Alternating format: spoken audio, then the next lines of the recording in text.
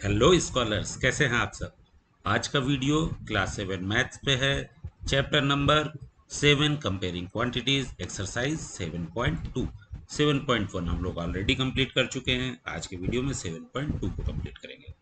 तो चलिए शुरू करते हैं। पहला क्वेश्चन क्या है? Tell what is the profit और loss in the following transactions, also find profit percent और loss percent in each case. देखिए, इस एक्सरसाइज से रिलेटेड जितने क्वेश्चंस हैं उनमें जो भी टॉपिक्स हैं उन टॉपिक्स को भी क्लियर करते हुए चलेंगे और एक्सरसाइज को कंप्लीट करेंगे। तो पहला टॉपिक ही आ गया प्रॉफिट एंड लॉस। तो प्रॉफिट और लॉस क्या होता है? आप लोग जनरली ये वर्ड सुनते रहे होंगे कि किसी बंदे को इस चीज में इतना प्रॉफिट हो गया या लॉस हो गया। प्रॉफिट और लॉस डिपेंड करता है ट्रांजैक्शंस पे। ट्रांजैक्शन क्या होते हैं?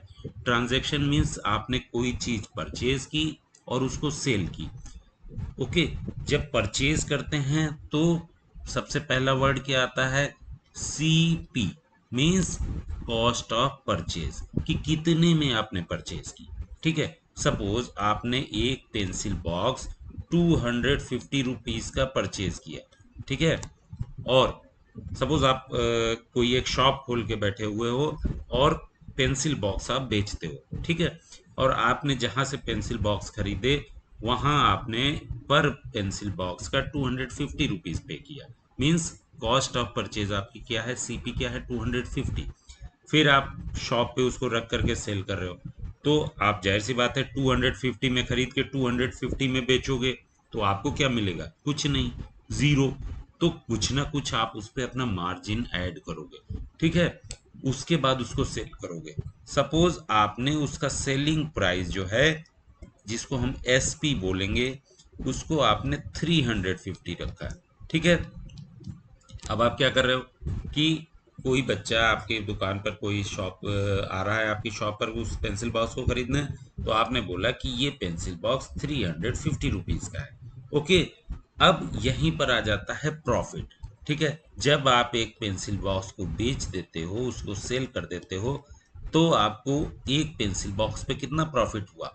Selling price minus cost of purchase. ठीक है। Selling price minus cost of purchase करेंगे तो क्या हो जाएगा? 350 माइनस 250, तब कितना हो गया? 100। अभी आप तो सोच रहे होगे कि ये तो देख के पता चल रहा है कि मुझे 100 रुपीज का प्रॉफिट हो गया। ठीक है। लेकिन ये फार्मूला याद रखने की बहुत जरूरत है। क्यों? क्योंकि आगे चल के जब बड़े नंबर्स, बड़ी वो क्वेश्चंस आ जाएंगे, तब आप ऐसे देख के नहीं बता पाओगे। अब कई बार ऐसा हो जाता है कि आपकी कॉस्ट ऑफ परचेज और सेल परचेज, जो सेल प्राइस है, उसमें उल्टा हो जाता है। कैसे उल्टा हो जाता है? सपोज अब आप पेंसिल बॉक्स लेकर के आए थे 250 का, लेकिन वो पेंसिल बॉक्स की मार्केट में डिमांड ही नहीं है। बच्चे आते हैं, देखते हैं, उन्हें पसंद ही नहीं आता है, खरीद ही नहीं रहे हैं। अब आपका तो 250 रुपीज फंस गया। ठीक है। तब आप क्या बोलते हो कि आपने ये वर्ड सुने होंगे कि अरे यार, थोड़ा नुकसान भी हो जाए ना, लेकिन मैं इसको बेच देता हूँ। नुकसान मीन्स लॉस। लॉस मीन्स आप कॉस्ट ऑफ परचेज से भी नीचे जा करके उसको बेच दो। ठीक है। आपने पहले उसको 350 की बेच सेल करने की कोशिश की, नहीं बिका। फिर आपने सोचा 300 में सेल करते हैं, नहीं बिका। 250 का लाए थे, 250 का ही बेच देते हैं, हमको जीरो प्रॉफिट हो जाए, नहीं बिका। अब आपने क्या किया? आपने बोला यार कुछ तो पैसा मिल जाए, 150 में बोल दिया बेचेंगे, और ये बिक गया। तब क्या हो जाएगा? तब यहाँ पर लॉस हो जाएगा। तब लॉस का फॉर्मूला क्या है? Loss is equal to cost of purchase minus sale price. ठीक है। देखिए, यहाँ सीपी में एसपी माइनस सीपी था, यहाँ सीपी माइनस एसपी हो गया। ठीक है। 250 माइनस 150, यहाँ लॉस कितना हुआ? 100 रुपीज का। ठीक है। अब प्रॉफिट और लॉस हमेशा कॉस्ट ऑफ परचेज पे ही कैलकुलेट किए जाते हैं। जितने में आपने परचेज किया, सेल कितने पे किया, उससे कैलकुलेशन होगी कि कितना प्रॉफिट लॉस हुआ, लेकिन कैलकुलेशन हमेशा कॉस्ट ऑफ परचेज पे होगी। ओके। तो ये छोटा सा क्लियरिटी मैंने कर दी आपको। अब इन क्वेश्चंस को सॉल्व करते हैं, बहुत जल्दी सॉल्व होंगे। पहला क्या है? Gardening shares bot for rupees 250 and sold for rupees 350। Gardening shares थे, कुछ गार्डनिंग के लिए जो टूल्स यूज होते हैं। तो कॉस्ट प्राइस क्या है, सीपी क्या है 250, सेल प्राइस क्या है 325। सेल प्राइस ज्यादा है कॉस्ट प्राइस से, तो यहाँ प्रॉफिट हो रहा है। प्रॉफिट का फॉर्मूला क्या है, एसपी माइनस सीपी। आपने लिख दिया 325 माइनस 250, आपको पता चल गया प्रॉफिट कितना हो गया। On rupees 250 profit is rupees 75। ठीक है। अब लेकिन आपको एक चीज और पूछेगी, आल्सो फाइंड प्रॉफिट परसेंट और loss percent in each case. ठीक है, परसेंट भी निकालना है कि कितना परसेंट का प्रॉफिट हुआ। नॉर्मली क्या होता है, जैसे आप लोग सुनते होंगे कि मुझे इस सामान को खरीदने या बेचने में, जो लोग इस थोड़ा सा ट्रांजैक्शन से रिलेटेड हैं, जिनके घर में बिजनेस है, ठीक है, तो वो लोग ये वर्ड सुनते होंगे कि मुझे इस पे 10% का प्रॉफिट हुआ या मुझे इस पे 15% का प्रॉफिट हुआ। तो ट्रांजैक्शंस तो बहुत बड़े बड़े होते हैं, बोलेंगे कि 50 लाख की सेल हो गई या 5 लाख की सेल हो गई या 50,000 की सेल हो गई और 10% का प्रॉफिट हुआ। तो 10% मतलब क्या, 10 रुपए का प्रॉफिट हुआ? नहीं, 10% का मतलब क्या है, पिछली एक्सरसाइज में भी हम समझ पढ़ चुके थे। परसेंट का क्या मतलब होता है, परसेंट मतलब ईच 100 रुपीज में। मतलब अगर कोई बोल रहा है मुझे 10% का प्रॉफिट हुआ, मतलब अगर वो चीज 100 रुपीज की थी तो उसको 10 रुपीज उसमें प्रॉफिट हुआ, मीन्स उसने 110 की सोल्ड की है। अगर 100 की परचेज उसकी कॉस्ट प्राइस है, ठीक है, तो 110 की सेल प्राइस है, तब उसको 10 रुपीज का प्रॉफिट हुआ, मीन्स 10%। तो अब इसको हमें परसेंटेज में निकालना है कि इसको 75 रुपीज का प्रॉफिट हुआ, और किसी के सामने वो बताएगा नहीं कि 75 का प्रॉफिट हुआ, उसे परसेंटेज में बताना है मुझे कितना परसेंट प्रॉफिट हुआ। कैसे निकालेंगे, ऑन रुपीज 100। देखिए, एक तरीका याद रखिए, फॉर्मूला क्या है कि पहली लाइन हमेशा लिखिए कि पहली लाइन क्या है, पहली लाइन एक्चुअल कॉस्ट प्राइस पे आपको कितना प्रॉफिट हुआ, वो थी 250। 250 रुपीज एक्चुअल कॉस्ट थी, उस पे प्रॉफिट कितना हुआ 75 कॉस्ट ऑफ परचेज पे। अब 100 रुपीज पे पता करना है, तो सेकेंड लाइन हमेशा क्या होगी, on rupees 100 profit. 100 rupees profit जब करेंगे तो देखिए इक्वल्स टू के इस साइड जो भी रुपीज आ रहे हैं, ये 75 जो भी नंबर्स आ रहे हैं, ये इधर वाले नंबर्स जो हैं ये इसके डिवीजन में चले जाएंगे नीचे। ये पैटर्न याद रखिए, फॉर्मूला याद रखिए। तो अगली स्टेप्स क्या हो जाएगा, 75 डिवाइड बाई 250। ठीक है, तो ये 75 डिवाइड बाई 250 होगा, और 100 रुपीज पे आपको निकालना था, तो ये 100 कहाँ चला जाएगा, यहाँ मल्टीप्लीकेशन। ठीक है, इसको याद कर लीजिए, सारे क्वेश्चंस आप सॉल्व कर लेंगे। ठीक है, अब आपको इसको सॉल्व कर लेना। सॉल्व कैसे करेंगे, सीधे इसको सिंप्लीफाई कीजिए, ये जीरो कट हो गया। ठीक है, 5 2 10, 5 5 25, इस 5 से 75 को कट करेंगे। ठीक है, तो आपका जो है कितना आ जाएगा, सॉरी ये 15 इंटू 2 हो रहा था, तो ये आ गया 30। ठीक है, ठीक है, अब इसको सिंप्लीफाई करके आप देख लेंगे, 30 मीन्स 100 रुपीज अगर कॉस्ट सीपी होती, कॉस्ट ऑफ परचेज, तो प्रॉफिट कितना हो जाता, 30 रुपीज। मीन्स 100 रुपीज पे 30 रुपीज का प्रॉफिट, मीन्स 30% का प्रॉफिट। ईच एंड एवरी 100 पे जो चीज काउंट की जाती है वही परसेंट कहलाती है। अब उसको 75 रुपीज का प्रॉफिट हुआ है, मतलब 30% का प्रॉफिट हुआ है। प्रॉफिट परसेंट कितना हो गया, 30। दोनों चीजें आपको लिखनी थी, ट्रांजेक्शन में कितना प्रॉफिट लॉस हुआ, परसेंटेज कितना हुआ। तो अब आप आंसर क्या लिखेंगे, profit in transaction is rupees 75 comma 30%। ठीक है, 70 रुपीज में बोले तो 75 रुपीज का हुआ, कोई परसेंट में पूछेगा तो 30% का प्रॉफिट हुआ। ठीक है, सेम पैटर्न पे दूसरा भी कीजिए। क्या है, एक रेफ्रिजरेटर जो है 12,000 रुपीज में बॉट किया गया और सोल्ड कितने में किया गया, 13,500। 12,000 इसकी कॉस्ट ऑफ परचेज हो गई, सीपी। एसपी कितना हो गया, 13,500। तो प्रॉफिट हो रहा है, देखिए सेल ज्यादा पे हो रहा है, प्रॉफिट हो रहा है। प्रॉफिट क्या होगा, एसपी माइनस सीपी, आप निकाल लेंगे तो 1,500 आया। अब इसी को परसेंट में निकालना है, फिर सेम पैटर्न पे चलिए, मीन्स 12,000 रुपीज अगर सीपी है तो प्रॉफिट है 1,500। On rupees 12,000 profit is rupees 1,500। अब 100 पे तो आपको निकालना है, 100 पे क्या होगा, 1500 के ये 12,000 यहाँ डिवीजन में चला जाएगा नीचे, और ये 100 कहाँ चला जाएगा, मल्टीप्लीकेशन में चला जाएगा। 1500 डिवाइड बाई 12,000 इंटू 100। इसको भी सिंप्लीफाई कीजिए, ये जीरो जीरो कट हो गए इस जीरो से, ये जीरो कट हो गया इस जीरो से। 150 डिवाइड बाई 12। अब इसको अगर आप डेसिमल में निकालेंगे तो 12.5 मीन्स 100 रुपीज पे इसको 12.5 रुपीज का प्रॉफिट हुआ। मीन्स परसेंटेज कितना हुआ, 12.5%। ठीक है, प्रॉफिट परसेंट है 12.5%। तो इस ट्रांजैक्शन में मीन्स ये जो सेल परचेज हुई इसी को ट्रांजैक्शन बोला जाता है। इस ट्रांजैक्शन में 1500 रुपीज का प्रॉफिट हुआ है, जिस जो भी इसको सेल परचेज कर रहा था। परसेंटेज में बात करें तो 12.5% का उसको प्रॉफिट हुआ। ठीक है, इसी तरीके से एक कप बोर्ड है 2500 में खरीदा गया और सेल किया गया 3000 में। कितना प्रॉफिट हुआ या लॉस हुआ, प्रॉफिट लॉस आपको देख के पता चल रहा है कि कॉस्ट परचेज कम है, सेल प्राइस ज़्यादा है तो प्रॉफिट हुआ है। तो अब हम निकाल लेंगे प्रॉफिट कितना हुआ है, 500 रुपीज़ का। अब इसी को परसेंटेज में निकालना है। परसेंटेज हमेशा कॉस्ट प्राइस पे ही निकालना है, कभी कंफ्यूज होकर सेल प्राइस पे मत निकालने लगेगा वरना गलत हो जाएगा। कॉस्ट प्राइस जितने में खरीदा था तो 2500 रुपीज पे प्रॉफिट कितना हुआ, 500। तो 100 रुपीज पे कितना होता, 500 divide by 2500 multiply by 100। Okay, इसी तरीके से इसको भी कैलकुलेट करेंगे तो 100 रुपीज पे 20 रुपीज का प्रॉफिट होता है। ठीक है, मीन्स 100 रुपीज मतलब परसेंट।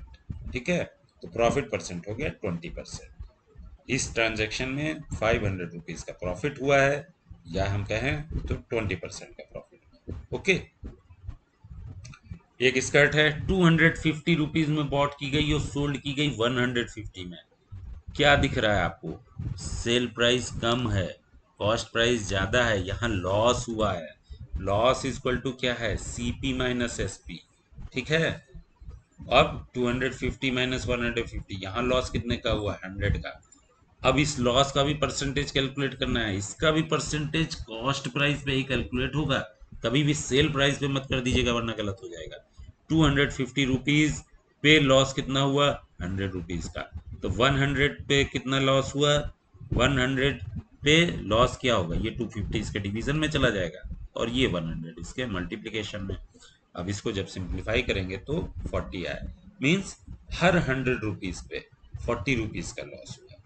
लॉस परसेंट है 40%। तो इस ट्रांजेक्शन में 100 रुपीज का लॉस हुआ, या हम कहें कि 40% का लॉस हुआ। ठीक है, क्वेश्चन नंबर 2 में क्या है, convert each part of the ratio two percentage. कुछ रेशियोज दिए हुए हैं। रेशियोज कैसे होते थे, 3:1।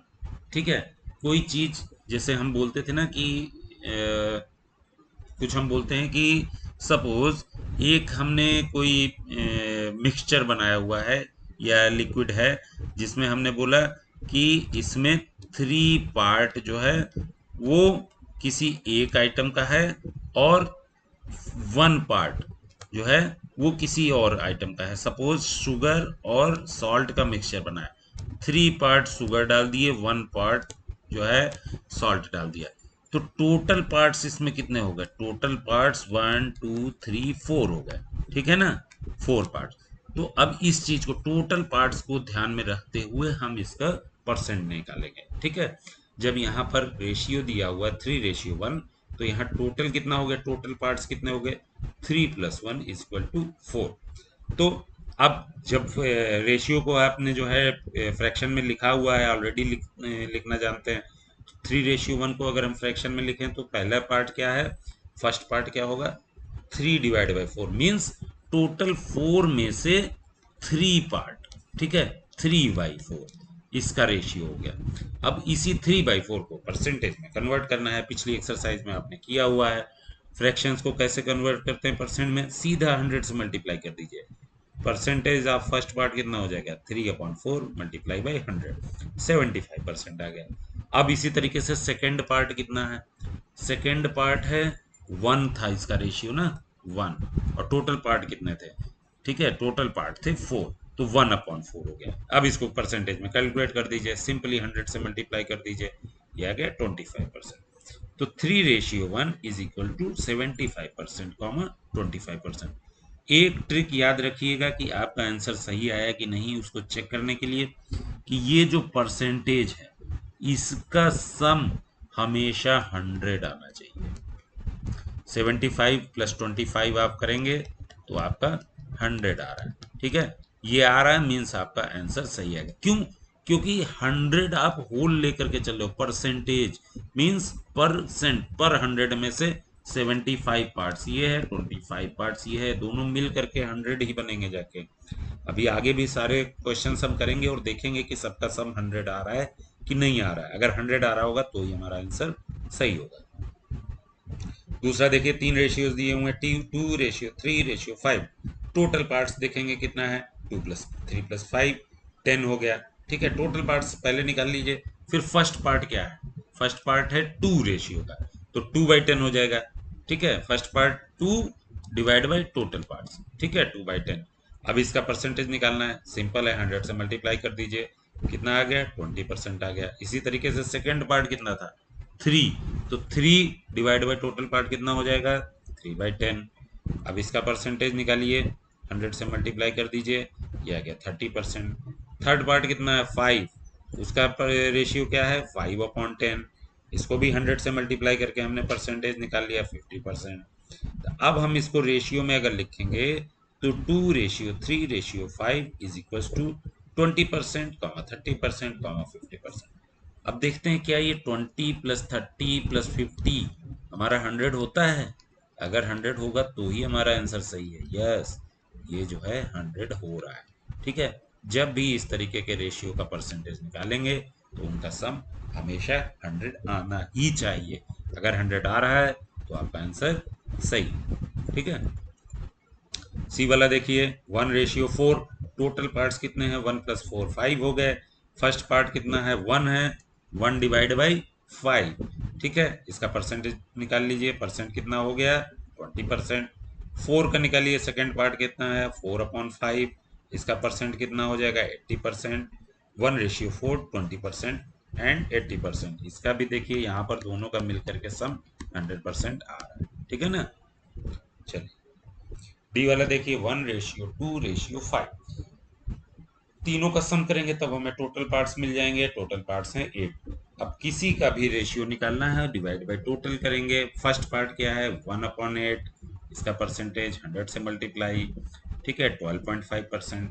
सेकेंड पार्ट क्या है, 2 divide by total parts 8, percentage के लिए 100 से मल्टीप्लाई, 25%। थर्ड पार्ट क्या है, 5, 5 का परसेंट कितना होगा, 5/10 इंटू 8 इंटू 100, 62.5%। तो अब हम तीनों को परसेंटेज के फॉर्म में लिखेंगे तो 12.5%, 25%, 62.5।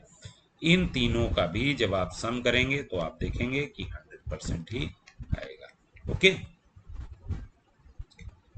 थर्ड क्वेश्चन है, the population of a city decreased from 25,000 to 24,500, find the percentage decrease. कोई एक सिटी है जिसकी पहले पॉपुलेशन 25,000 थी, अब 24,500 रह गए। पहले मीन्स कोई भी दिया हुआ नहीं है टाइम की, कितने टाइम में ये कैलकुलेट किया गया। सपोज 10 साल पहले वहाँ 25,000 लोग रहते थे और आज की डेट में जब वहाँ काउंटिंग की गई तो 24,500 रह गया, 500 लोग कम हो गए। अब परसेंटेज बताना है कि कितना परसेंट डिक्रीज हो गए लोग। ठीक है, तो पहले क्या है, पॉपुलेशन डिक्रीज्ड फ्रॉम 25,000 टू 24,500, ये आपको स्टेटमेंट दिया हुआ है। ओरिजिनल पॉपुलेशन क्या थी, हमेशा ओरिजिनल लेकर के चलिए। ओरिजिनल क्या थी, 25,000, जिसपे हम कैलकुलेट करेंगे कि कितना परसेंट हुआ। ओरिजिनल थी 25,000।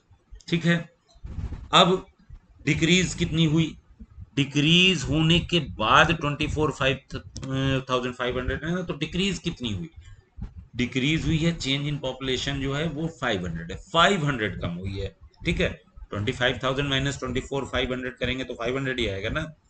अब आपको जब भी परसेंटेज में निकालना है तो परसेंटेज का फॉर्मूला क्या रहेगा, percentage of decrease in population is equal to change in population divide by original population into 100। इस फॉर्मूले को याद कर लीजिए। नहीं याद हो रहा है तो पहले क्वेश्चन को रिकॉल कीजिए। पहले क्वेश्चन में हम लोग किस तरीके से कर रहे थे, सिंपल तरीके से कर रहे थे। पहले शुरू शुरू में हम लोग सिंपल तरीके से समझते हैं, बाद में उसके प्रो हो जाते हैं। तो समझिए यहाँ आके आप प्रो हो गए, ठीक है।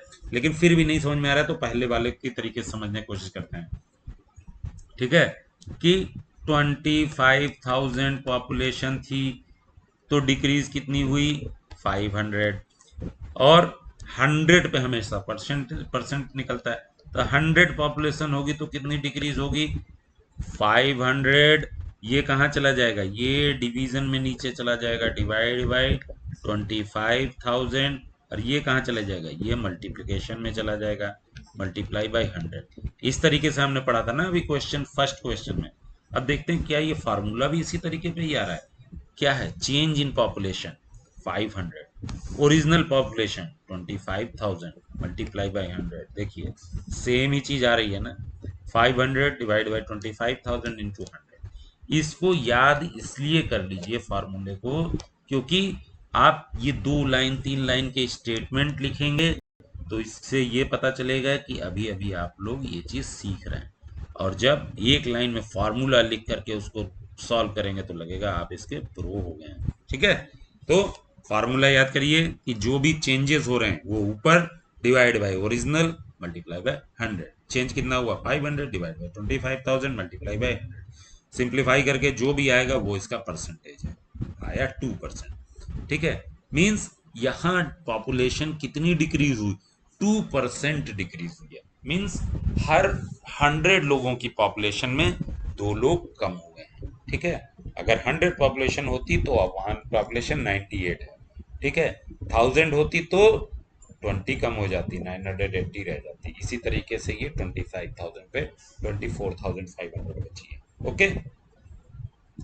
क्वेश्चन नंबर 4 देखिए, Arun bought a car for rupees 3,50,000. The next year the price went up to 3,70,000. What was the percentage of price increase? Arun ने एक कार खरीदी 3,50,000 की, अगले साल उसका प्राइस हो गया 3,70,000। तो कितना परसेंट प्राइस बढ़ गया। ऐसे तो आपको दिख रहा है कि 20,000 रुपीज बढ़ गया, ठीक है। तो आप क्या करेंगे, सबसे पहले ओरिजिनल प्राइस क्या है, ओरिजिनल प्राइस जिसपे हम हमेशा चीजों को कैलकुलेट कर रहे हैं, 3,50,000 ये हमारी ओरिजिनल प्राइस है। कितना चेंज आ गया प्राइस में, change in price 20,000। Next year change in price कितना हो गया, 20,000 हो गया। अब फार्मूला लगा दीजिए, प्राइस इंक्रीज, इंक्रीज हुआ है, बढ़ा है प्राइस, घटा होता तो प्राइस डिक्रीज लिख देते हैं। परसेंटेज ऑफ प्राइस इंक्रीज क्या हो जाएगा, change in price divide by original price into, ठीक है। तो चेंज इन प्राइस कितना है, 20,000 divide by 3,50,000 multiply by 100। Simplify करके आप जब निकालेंगे इसको तो आएगा 5 होल 5/7%।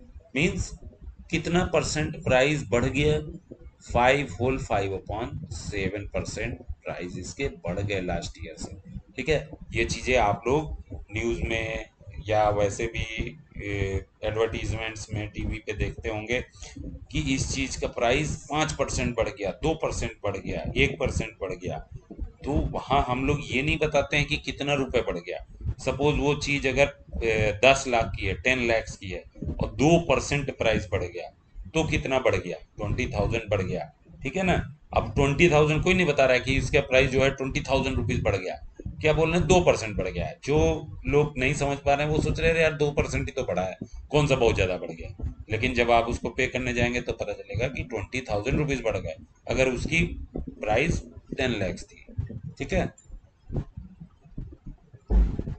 क्वेश्चन नंबर 5 देखिए, I buy a TV for rupees 10,000 and sell it at a profit of 20%। How much money do I get for it. अब यहां देखिए थोड़ा सा उल्टे हो गए सवाल। उल्टे कैसे हो गए, प्रॉफिट का परसेंटेज दिया हुआ है और उसने कॉस्ट ऑफ परचेज बता दी है, 10,000 की कॉस्ट ऑफ परचेज बता दी, और सेल कितने पे किया ये बताना है, ठीक है। How much money do I get for it, मतलब कितने रुपए का बेचा।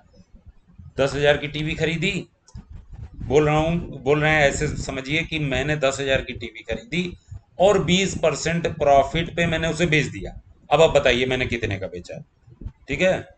तो आपको कॉस्ट ऑफ परचेज बता दी गई। कॉस्ट ऑफ परचेज क्या है, कॉस्ट प्राइस क्या है 10,000। प्रॉफिट का परसेंटेज पता है, प्रॉफिट का परसेंटेज कितना है 20%। मीन्स अगर 100 रुपीज की है तो कितने की आपने बेची होगी, ऐसे ही सोच के बताइए। 20% प्रॉफिट कमा रहे हो ना। 100 रुपीज की अगर आपने टीवी ली होती और 20% का प्रॉफिट ऐड करते तो 120 की सेल करते ना। मीन्स वहां पर ये सीपी होता 100 और एसपी होता 120, तब आप 20% का प्रॉफिट कमाते ना। तो बस इसी को ही लेकर के इसको सॉल्व करेंगे। ठीक है, 20% ऑफ सीपी, ठीक है, 20% ऑफ कॉस्ट प्राइस कितना होगा, कॉस्ट प्राइस पे ही हमेशा कैलकुलेट होता है ना आपका प्रॉफिट। ठीक है, तो 20% ऑफ सीपी कितना होगा, 20% ऑफ सीपी। हमने आपको सिखाया था कि परसेंटेज को कैसे हटाना है, ऑफ को कैसे हटाना। परसेंटेज जब हटेगा तो डिवाइड बाय 100 हो जाएगा, ऑफ हटेगा तो मल्टीप्लिकेशन का साइन आ जाएगा। और सीपी कितना है 10,000। ठीक है, तो 20/100 इंटू 10,000, तो 20% ऑफ सीपी कितना हो गया 2,000। 20% ऑफ सीपी प्रॉफिट क्या होता है, प्रॉफिट हमेशा सीपी पे होता है, इनविजिबली लिखा हुआ है 20% ऑफ सीपी। ठीक है ना, प्रॉफिट अगर 20% लिखा हुआ है तो उसके पीछे ये वर्ड छुपे हुए हैं 20% ऑफ कॉस्ट प्राइस। ठीक है, मीन्स प्रॉफिट कितना हो गया 2,000। अब आपको कॉस्ट प्राइस पता है, प्रॉफिट पता है, तो सेल प्राइस बता सकते हो। यस, सेल प्राइस हमेशा कॉस्ट प्राइस में प्रॉफिट ऐड कर देंगे और पता चल जाएगा। सेल प्राइस कितना हो गया 12,000। मीन्स आपको 12,000 रुपीज मिले टीवी बेचने के बाद। ठीक है, जो आप बोल रहे थे 20% मिले, बहुत ज्यादा नहीं मिले, 2,000 रुपये कमाए आपने। ठीक है, चलिए खर्चा कीजिए। अब क्वेश्चन नंबर 6 देखते हैं। Juhi sells a washing machine for ₹30,500।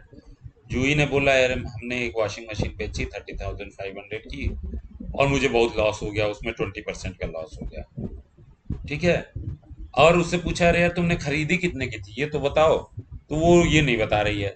तो नहीं बता रही तो आप क्या करोगे, आप तो मैथ पढ़ते हो ना, तो आप कैलकुलेट भी तो कर सकते हो ना। अब उससे पूछिए कितने की बेची, उसने बताया 13,500 की। अच्छा कितना लॉस हुआ, 20% का लॉस हुआ।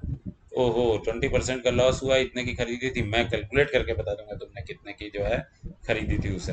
ठीक है, कैसे कैलकुलेट करेंगे, सेल प्राइस आपको पता है एसपी 13,500, लॉस पता है 20%। यहाँ भी देखिए हमेशा एक दो वर्ड छुपे हुए हैं, 20% ऑफ सीपी, लॉस और प्रॉफिट हमेशा कॉस्ट ऑफ परचेज पे ही कैलकुलेट होते हैं। अब सीपी ही आपको पता नहीं है, कैसे निकालेंगे, तो वही जो मैं अब पिछले क्वेश्चन में बता रहा था उसको रिकॉल कीजिए कि अगर आपने 100 रुपीज की वॉशिंग मशीन खरीदी होती और 20% का लॉस हो गया होता तो आपने उसको मतलब कितने की बेची, 80 रुपीज की बेची, तभी तो 20 रुपीज का लॉस हुआ। ठीक है, अगर 100 रुपीज की वॉशिंग मशीन खरीदी मीन्स सीपी इसका 100 था, एसपी इसका 80 होता, तभी 20 रुपीज का लॉस हुआ ना। ठीक है, तो हमेशा सीपी पे कैलकुलेट होती चीजें। तो अब इसको लेकर के चलते हैं।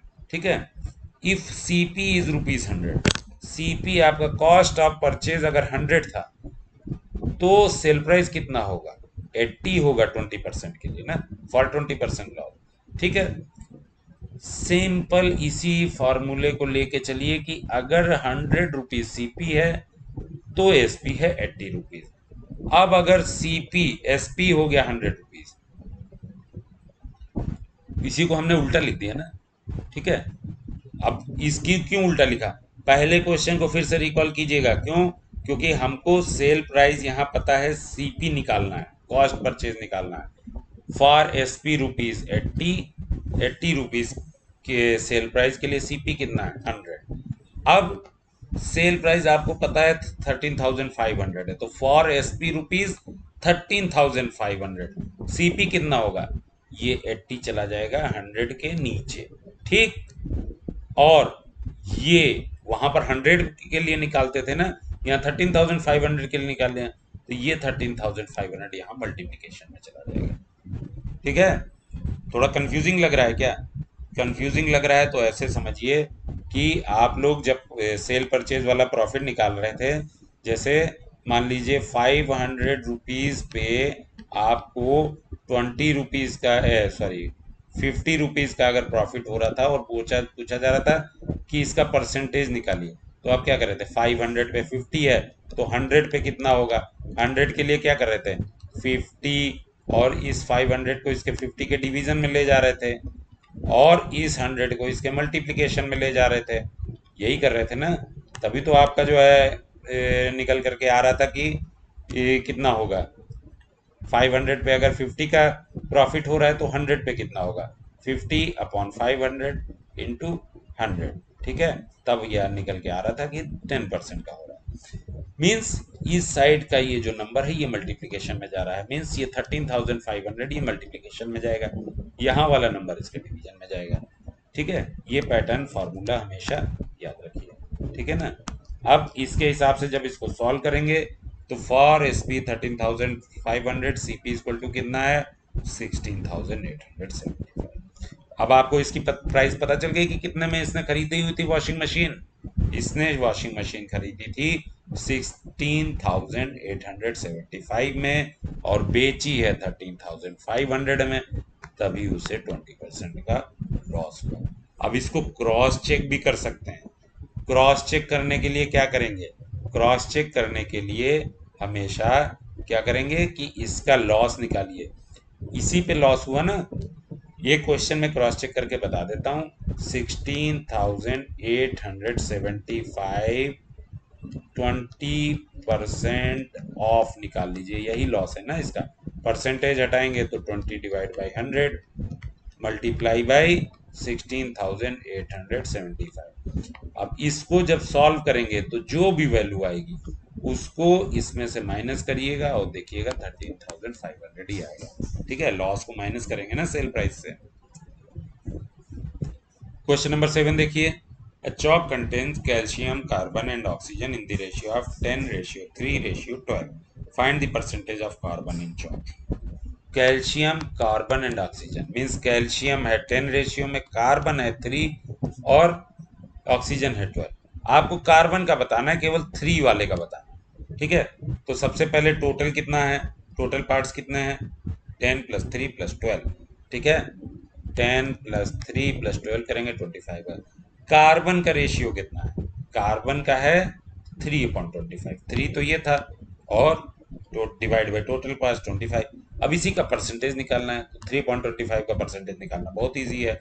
मल्टीप्लाई बाय 100 कर दिया, 12% आ गया। अब पूछा है अगले में, if in A stick of chalk carbon is 3 gram. Carbon को ही बता दिया कि अगर एक चॉक की स्टिक में 3 ग्राम कार्बन है तो उस चौक का वेट कितना होगा।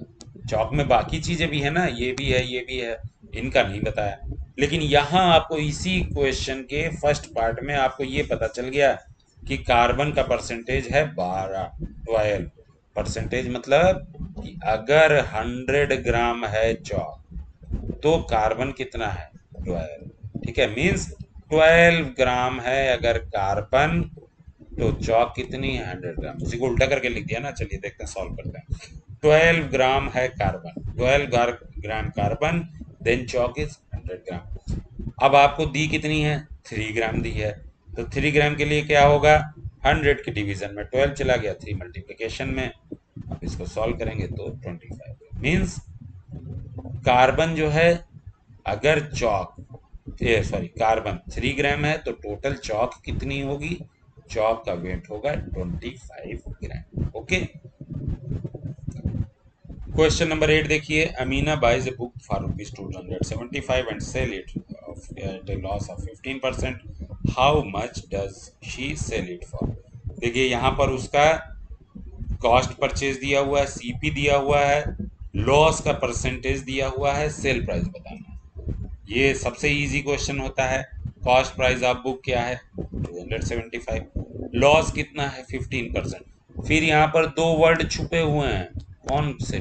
15% ऑफ सीपी। जैसे ही इन वर्ड्स को आप मन में लिख लेंगे तुरंत सॉल्व कर लेंगे। 15% ऑफ सीपी निकालिए, वही लॉस है। परसेंटेज हटाएंगे डिवाइड बाय 100, ऑफ हटाएंगे मल्टीप्लाई। मतलब लॉस कितना हुआ है 41.25 का। कॉस्ट इतनी थी, लॉस इतना हुआ, तो सेल प्राइस हमें इससे माइनस हो जाएगा, सीपी माइनस लॉस। तो कितना आ गया सेल प्राइस? सेल प्राइस हो गया 233.75 रुपीज। ओके, क्वेश्चन नंबर 9 देखिए। अब देखिए ये थोड़े से क्वेश्चन डिफरेंट हो गए। यहाँ पर जो है एक वर्ड आ गया है प्रिंसिपल, एक वर्ड आ गया इंटरेस्ट, एक वर्ड आ गया है रेट, इस तरीके का। यहाँ का प्रिंसिपल आपके स्कूल का प्रिंसिपल नहीं है, ठीक है। और यहाँ का इंटरेस्ट आपका इंटरेस्ट नहीं है कि मेरा इंटरेस्ट जो है गेम्स खेलने में। यहाँ प्रिंसिपल का मतलब है, प्रिंसिपल मतलब इनिशियल अमाउंट, ठीक है, पैसा। और इंटरेस्ट का मतलब है कि कोई भी पैसा जब कहीं से आप, जैसे बैंक है, बैंक में अगर आप पैसा डिपॉजिट करते हैं तो बैंक आपको एक इंटरेस्ट देती है। इंटरेस्ट मतलब आपने उनके पास पैसा जमा किया है, उस एवज में वो कुछ पैसे आपको उनके पास पैसे रखने के लिए देते हैं, दैट इज कॉल्ड इंटरेस्ट, या हिंदी में ब्याज बोलते हैं, ठीक है। और अगर आप बैंक से पैसा लेते हो, लोन लेते हो, तो बैंक इंटरेस्ट लेती है आपसे।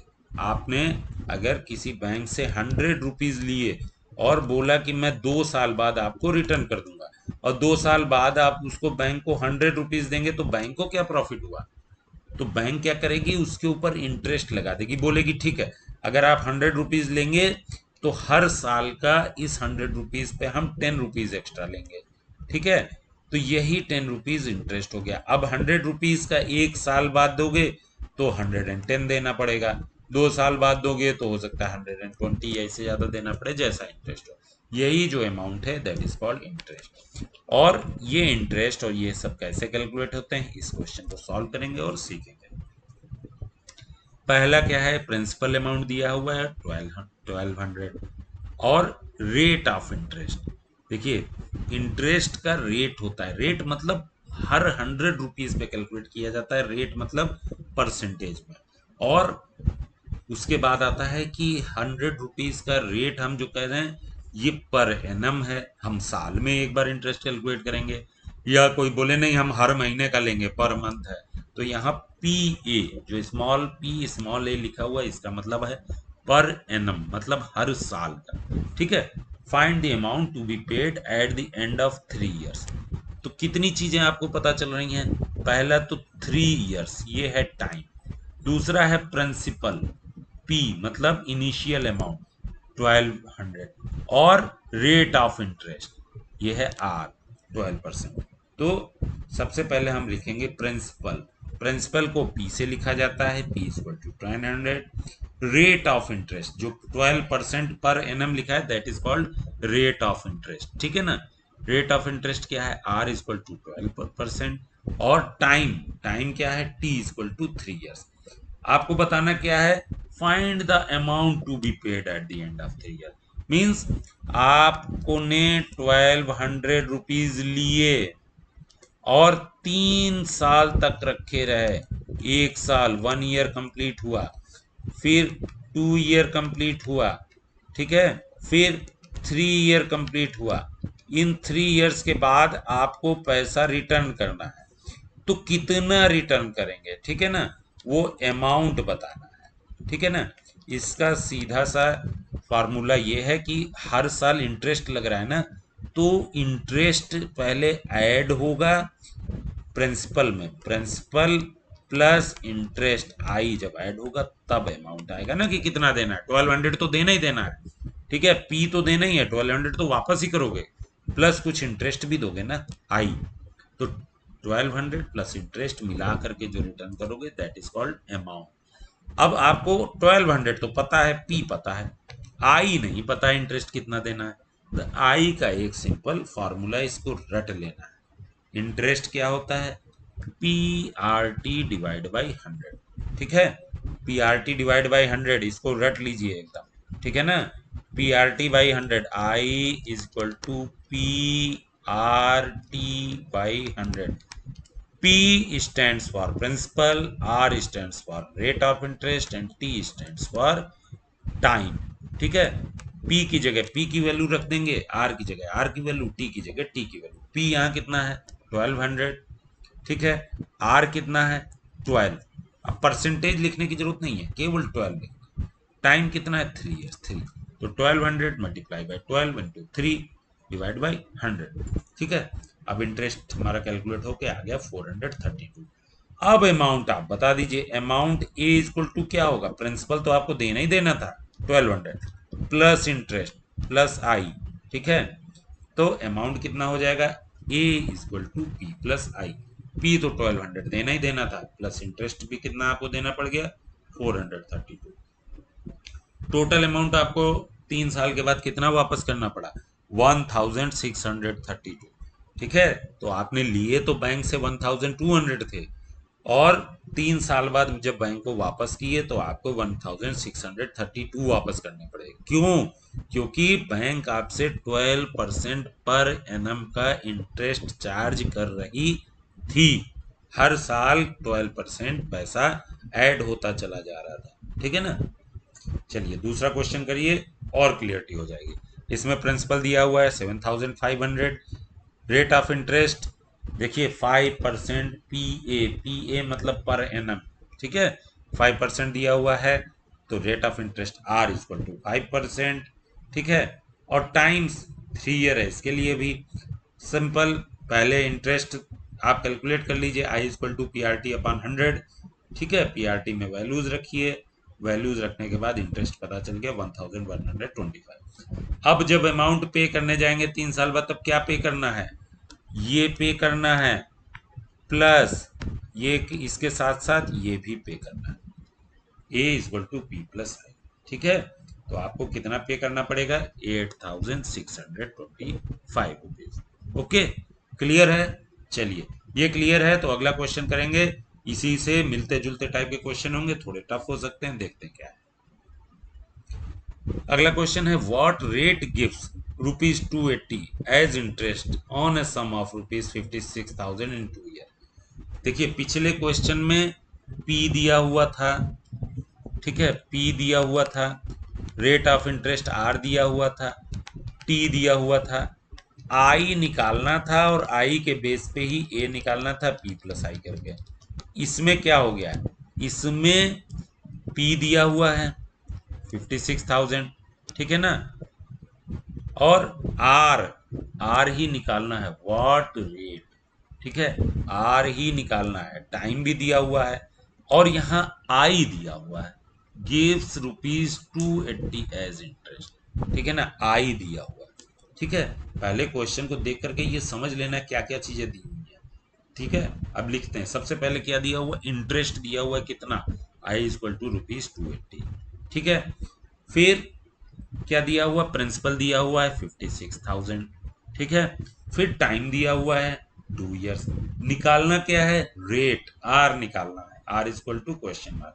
फार्मूला क्या था आई का फार्मूला देखिए, I equal to P R T upon 100। जब कोई फार्मूला दिया होता है ना, उस फार्मूले में कोई एक चीज गायब होगी तो उसको आप पता कर लोगे। जैसे यहां पर आई पता है, पी पता है, टी पता है, केवल आर नहीं पता है। तो केवल एक ही चीज तो नहीं पता है ना, सबकी वैल्यूज रखते चले जाएंगे तो आर की वैल्यू पता चल जाएगी, तो रखते हैं।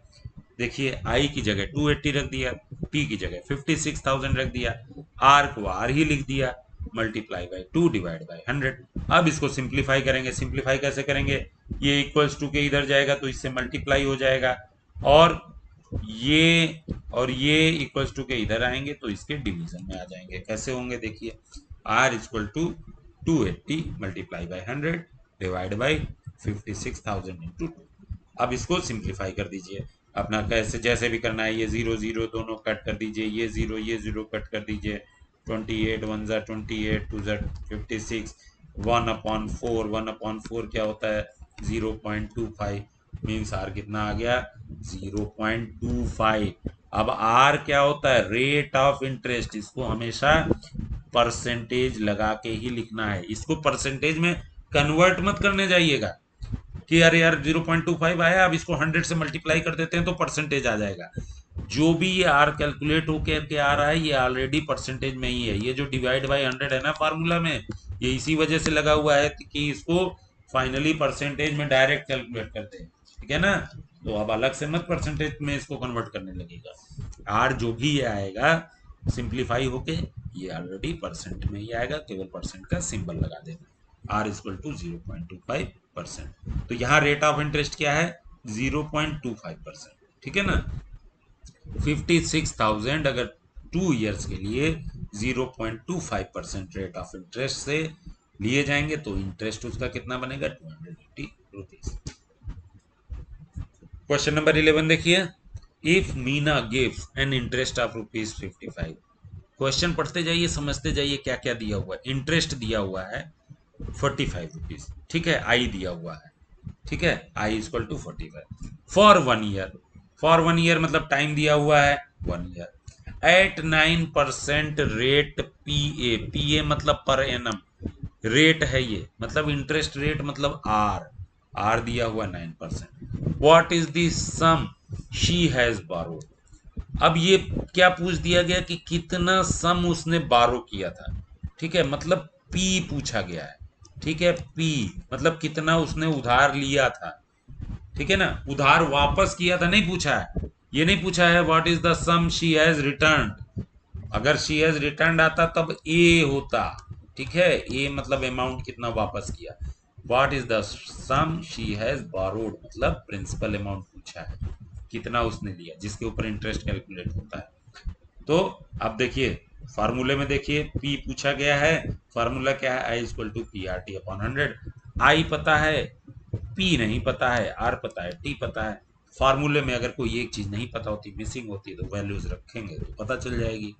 रखना शुरू करते हैं, ठीक है। रखने में अब P इक्वल टू क्या होगा, ये 45 के साथ मल्टीप्लीकेशन में चला जाएगा, ये डिवीजन में आ जाएगा। P equal to 45 into 100 divide by 9 into 1 कितना हो गया 500। जब तो ये सॉरी यहाँ R लिख गया गलती से, ये P है, ठीक है।